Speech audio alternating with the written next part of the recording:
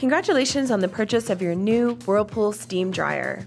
Let's take a look at how to connect the water hoses to your dryer to make it steam.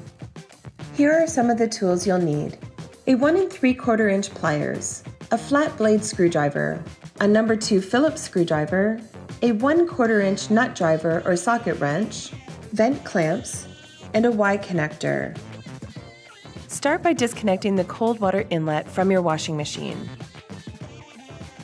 Next, take the short water hose and connect one end to the cold water line. Now connect the other end of the hose to the Y connector.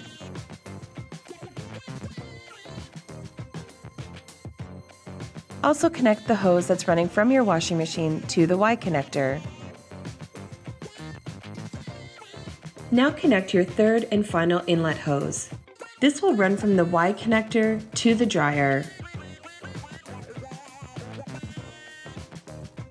Using your adjustable wrench, make sure that all these new connections are firmly secured. The last step is to connect the venting. Warning: fire hazard. Use a heavy metal vent.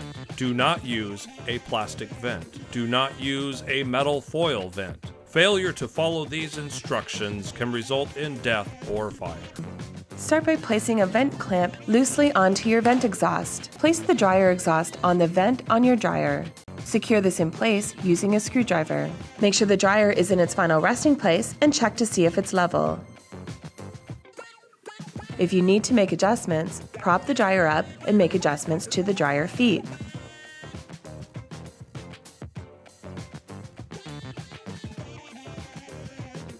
Check again to make sure you're level.